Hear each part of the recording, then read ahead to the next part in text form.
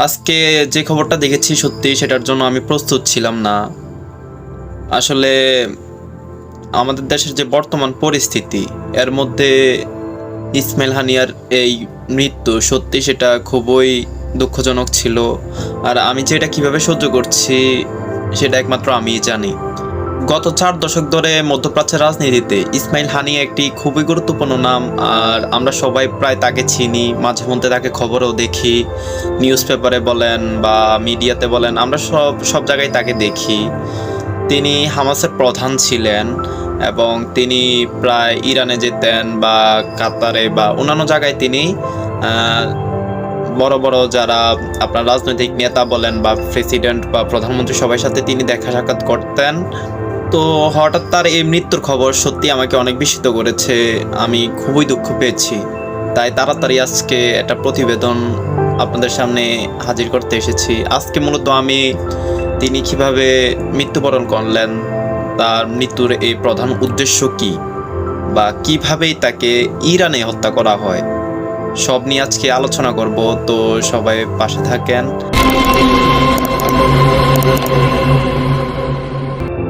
চীনের গাজা উপত্যকার ছাতি শরণার্থী শিবিরে 1952 সালে জন্মগ্রহণ করেন ইসমাইল হানিয়া। গাজায় বড় হন ইসমাইল হানিয়া। বহু সংগ্রাম এবং কাটা বিছানো পথ অতিক্রম করে তিনি হামাসের প্রধান হন। United Nations relief and world agency for Palestine refugees in the near east পরিচালিত একটি স্কুলে শিক্ষা জীবন শুরু হয়েছিল ইসমাইল হানিয়ার। পরে তিনি গাজার ইসলামী বিশ্ববিদ্যালয় থেকে আরবি সাহিত্য বিষয়ে উচ্চশিক্ষা গ্রহণ করেন।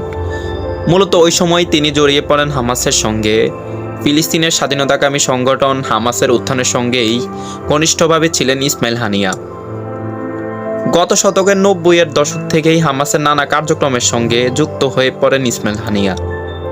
এরপর দূরদর্শী চিন্তা এবং নেতৃত্বের কারণেই হামাসের প্রধান হয়ে ওঠেন তিনি। 2017 সালে তিনি হামাসের রাজনৈতিক ব্যুরোর প্রধান হয়ে ওঠেন। আর 2021 সাল থেকে হামাসের প্রধান হিসেবে দায়িত্ব পালন করেছেন তিনি। 2006 সালে ফিলিস্তিনের গণতান্ত্রিক নির্বাচনে ফিলিস্তিনি কর্তৃপক্ষের প্রধানমন্ত্রী নির্বাচিত হয়েছিলেন ইসমাইল হানিয়া।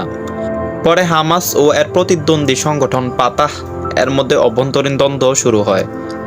2017 সালে ফাতাহকে গাজা থেকে বিতাড়িত করা হয়।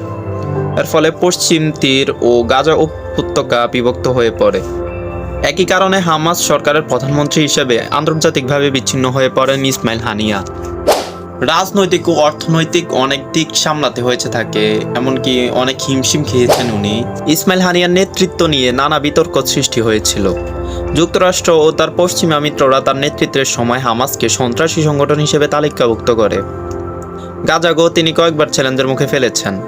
ইসরায়েল ও মিশর গাজার উপর অবরোধ দিয়েছিল, ফলে গাজাবাসীর যে সীমাহীন অর্থনৈতিক চ্যালেঞ্জের মুখে পড়েছিল তা দক্ষ হাতে সামলাতে পারেননি তিনি।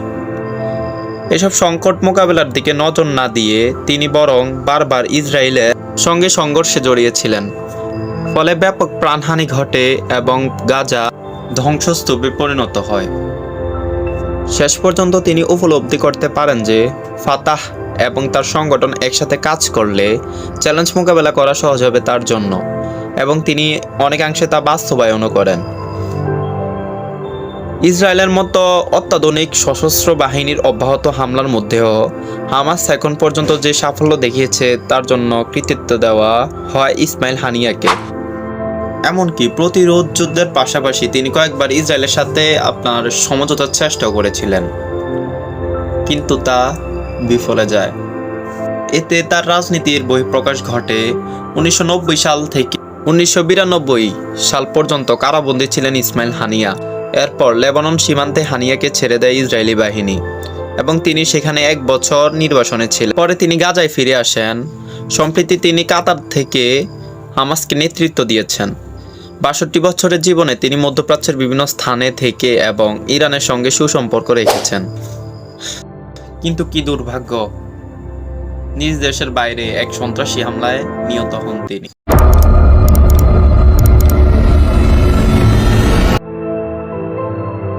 ইসরায়েলি সাংবাদিক রনেন বার্কম্যানের লেখা বইয়ে ইসরায়েল গেল 70 বছরে অবৈধ দখলদারিত্ব টিকিয়ে রাখতে যেসব ক্ষুব্ধ হত্যা করেছে তার বিবরণ রয়েছে। إخوانهم الذين كفروا من أهل الكتاب لئن أخرجتم لنخرجن معكم ولا ইসরায়েল প্রতিষ্ঠার পর ২৭০০ জনকে তেল আবিব গুপ্ত হত্যা করে বলে উল্লেখ আছে ওই বইয়ে। নিহতদের বেশিরভাগই ছিলেন ফিলিস্তিনের প্রথম সারির নেতা। সাবেক প্রেসিডেন্ট ইয়াসির আরাফাতকে বিষাক্ত তেজস্ক্রিয় পদার্থ দ্বারা হত্যার জন্য ইসরায়েলকে দায়ী করা হয়। ফিলিস্তিনি সেনা কর্মকর্তা মুস্তফা হাফেজ ফিলিস্তিনিদের মধ্য থেকে প্রতিরোধ যোদ্ধাদের বাছাই করতেন। ১৯৫৬ সালে ইসরায়েলি গোয়েন্দারা হাফিজকে পার্সোনাল বোমা পাঠিয়ে হত্যা করে বলে মনে করা হয়। ১৯৭২ সালে মিউনিক অলিম্পিক ভিলেজ হামলা করে ফিলিস্তিনিরা। ইসরায়েলের অ্যাথলেটদের জিম্মি করে ফেলে তারা।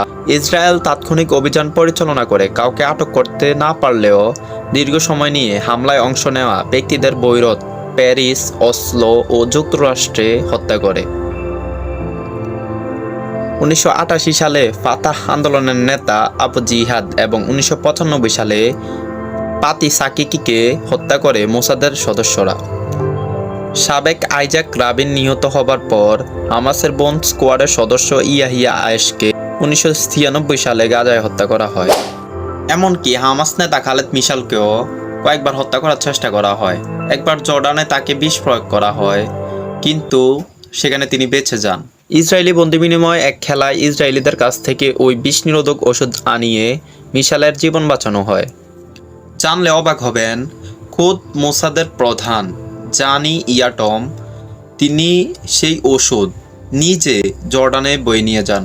ইরানের সাবেক প্রেসিডেন্ট ইব্রাহিম রাইসির হত্যার পেছনেও মোসাদের হাত রয়েছে বলে মনে করেন কেউ কেউ। এছাড়াও মোসাদ ইরানের ৭ জন পরমাণু বিজ্ঞানীকেও হত্যা করে বলে জানা যায়। তাছাড়া ফিলিস্তিনের অনেক বড় বড় রাজনৈতিক নেতা মোসাদের এই গুপ্ত হত্যার শিকার হয়েছেন।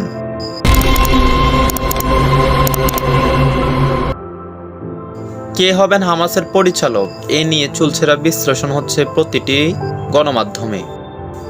এমন পরিস্থিতিতে উঠে এসেছে কয়েকজন শীর্ষ নেতার নাম। গাজা উপত্যকায় হামাসের অন্যতম শীর্ষ নেতা ইয়াহিয়া সিনোয়া, তিনি হামাসের নিরাপত্তা প্রতিষ্ঠাতা। তিনি ২০০৭ সালে হামাসের রাজনৈতিক ব্যুরোর প্রধান নির্বাচিত হন। এছাড়াও রয়েছেন মোহাম্মদ দেইফ, মারওয়ান ইসা, খালেদ মেশাল, আবু আল ওয়ালিদ ও মাহমুদ আব্বাস সহ আরও কয়েকজন গুরুত্বপূর্ণ ব্যক্তি। যাই হোক, এখন পর্যন্ত মোসাদ কখনোই এই গুপ্ত হত্যার বিষয়ে হাও বলেনি, নাও বলেনি। যতগুলাই হত্যা করেছে তারা কখনো নিজে মুখে স্বীকার করে নাই। তো যাই হোক, আমরা কখনো দমে যাব না। ইসলামের বিজয় একদিন নিশ্চিত হবে, আর সেটা কখনোই কেউ থামিয়ে রাখতে পারবে না ইনশাআল্লাহ। তো ভিডিওটি ভালো লাগলে সবাই লাইক, কমেন্ট ও সাবস্ক্রাইব করে পাশে থাকবেন। আর আমি যেহেতু নতুন, তাই হয়তো তথ্যগুলো সুন্দরভাবে উপস্থাপন করতে পারি নাই। তো সবার সুস্থতা কামনা করছি। আর চ্যানেলটি কিন্তু অবশ্যই সবাই সাবস্ক্রাইব করবেন। তো সবাই ভালো থাকবেন। আসসালামু আলাইকুম।